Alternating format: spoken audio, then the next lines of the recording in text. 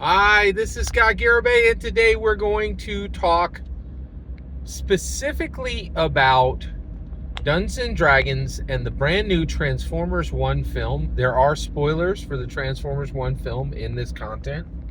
And we're going to talk about the line in the film that most powerfully carries Gary Gygax's legacy in the Transformers film, and how Gary's legacy is continuing to be dramatically, dynamically spread by specifically by anything Hasbro touches, which at this point is an immense amount of products. Literally thousands of intellectual properties are connected to Dungeons and Dragons because of the intellectual property expansion that Dungeons and Dragons specifically has done that is pretty unprecedented anywhere in human history. All right, so let's dig into this.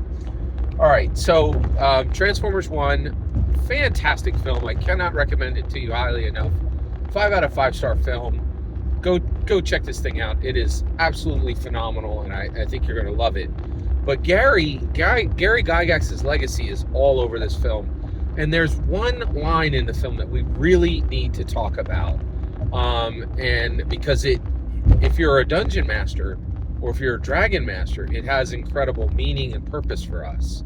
And it really is a key to us continuing to explore these vast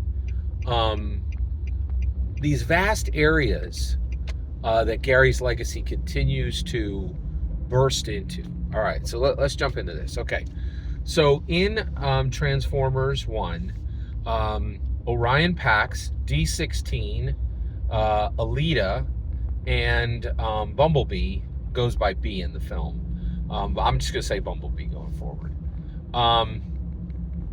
They are seeking the matrix of leadership, right? And they go to the surface of, I think it's Cybertron. It might be Primus. I wasn't sure what the name of the planet is. Correct me in the comments if you know.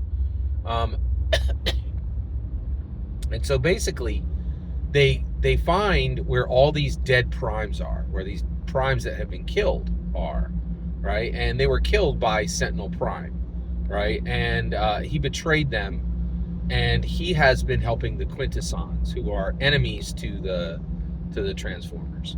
So finally, they come and they find this graveyard of primes, right? Including Mega Prime, right? Like, who was like the biggest, strongest of them all, who's inspiration to D16, who will become Megatron, right? And all of them are dead, except Alpha Trion is essentially dormant, right? So he wasn't killed, but he was kind of almost like put into a coma, right? And they actually feed him some Energon, and Alpha Trion comes to life, and he's kind of the Gandalf, right? He's like this super old prime, or I think he might have assisted the primes because his name is Alpha Trion. So I guess he wasn't really a prime, but he was like a warrior who served with the primes, right? But at this point, he's super old. He's voiced by Lawrence Fishburne. And finally, you know, he tells them the whole history. He's like, here's why all these primes are dead. Sentinel Prime is a betrayer, and he's lying to you guys, right? Like, you know, he's serving the Quintessons, right? So he just lays it out, right? And then they say, hey, well, we can't really help you, right? Because we're Transformers without a cog, right? And so we can't transform, right? And we've never had cogs, and so we never had the ability to transform, and there's nowhere that we're ever going to be able to, you know, to transform, so we really can't do anything to help you. And Alpha Trion says the following, and this is the line that links back to Gary. So this is the line that Alpha Trion says in the film. He says, we Transformers are not defined by the cog in our chest. We're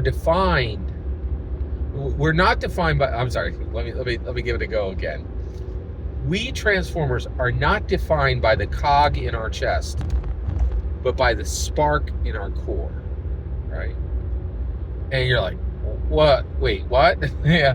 So first of all, this cog, it's literally a ball gear, right? And basically, Alpha Trion says, listen, your cog was stolen from you at birth by Sentinel Prime. When you were created, he took your cog out, right? So those cogs exist somewhere, but they've been removed from you, right? But the reality is, you don't need that cog. You really need the spark in your core, right? He's like, what's inside of you is more important than what can be restored to you, right? And so basically, I believe this is direct. This line, 100% came from Gary's legacy, right? And no one connected. None of the writers, none of the producers are not aware of Gary Gygax's connection to the film, right? And the reason why is Gary is connected to Transformers in multiple ways. So one, Gary's Dungeons and Dragons 1983 Saturday morning cartoon literally paved the road that the Transformers would walk on, right? The Transformers were able to succeed because the 1983 Saturday morning cartoon was so successful, right? And that's really important to understand, because this was a international product coming in, right?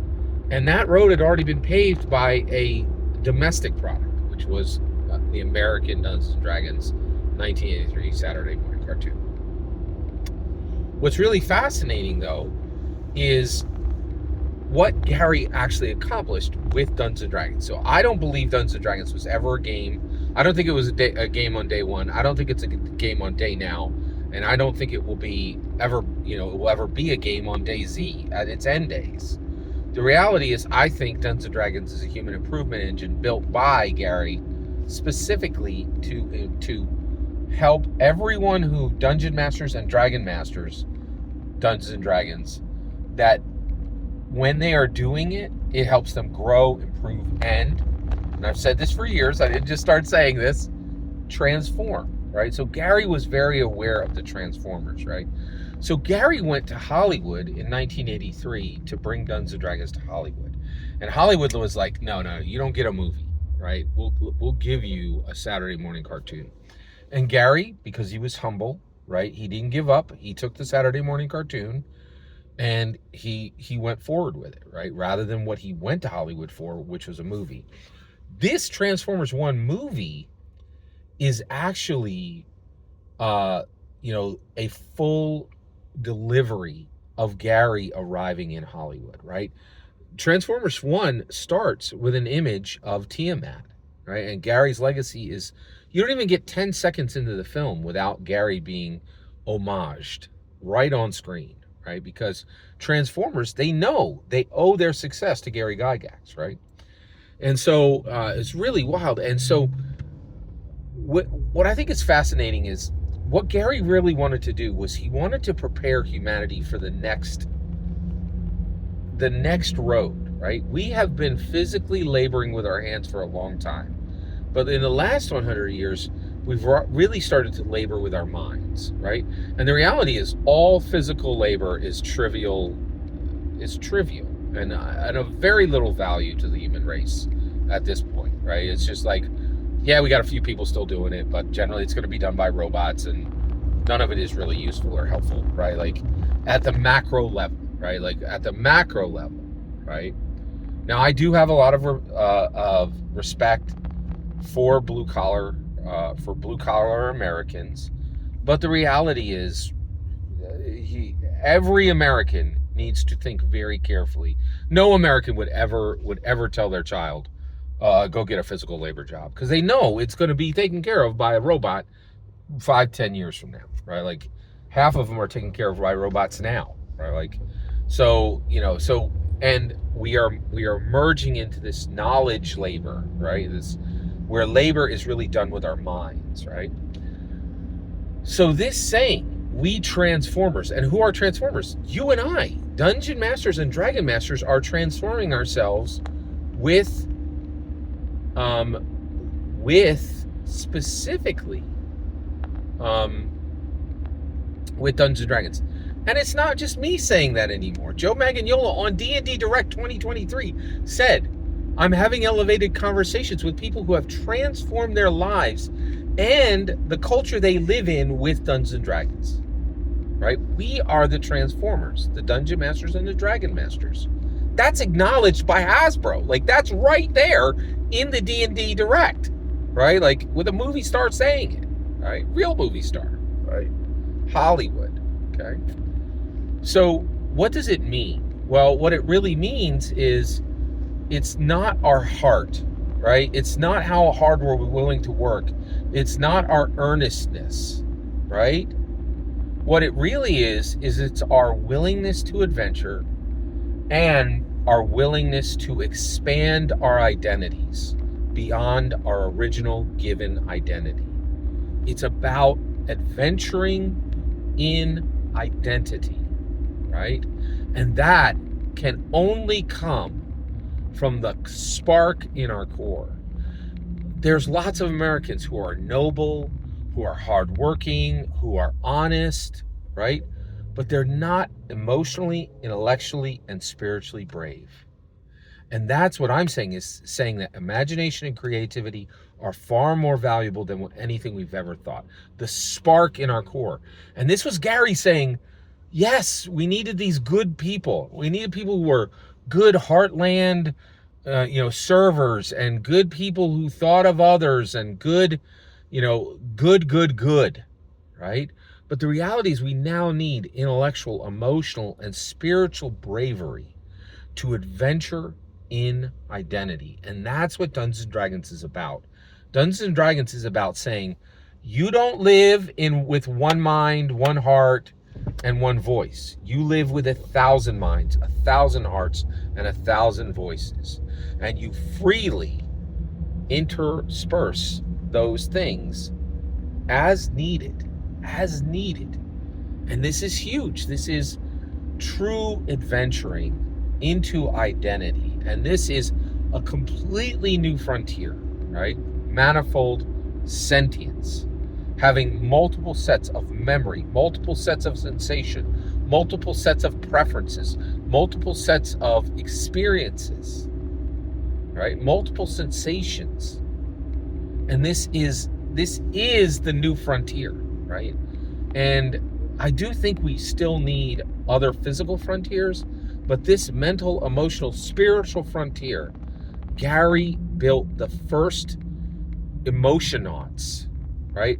Those who are going to identinauts, right? Like, we will be traveling to the farthest edges of identity and what that takes is emotional, intellectual, and spiritual bravery, right? And you're like, wait a second, spiritual? Yeah, what do you think the cleric is, right? Gary doesn't just talk about knowledge and emotion. He talks about the spirit. Every single Dungeons and Realms has a god, right? Like, has God's pantheon, right? Or a single god, right?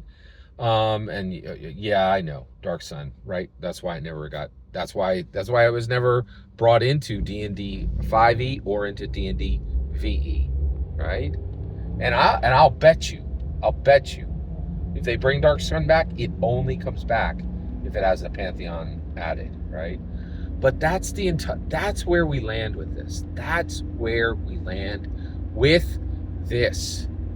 Gary was saying it's not enough to be a good person. You have to be a brave person, right? And I even think, like, you're like, well, you mean plus, right? No, I actually think he was saying that this adventuring into identity, this bravery, this emotional, intellectual, spiritual bravery is going to need to replace that other part, because I'm not sure you're going to get many people because that's the point. These Heartland stalwarts who are very good and kind and, noble, they're often not, they have no concept of what we're talking about. And I think there's very few people who can stand in the gap between, right? So remember, You are a transformer. I am a transformer. Remember, it's not the cog in our chests. It's the spark in our core, in my humble opinion. Every single word you just heard is my humble opinion. The important part is when I get to hear your humble opinion, when you get in the comments and send your traffic. Please consider liking and subscribing, and have a fetch millennium.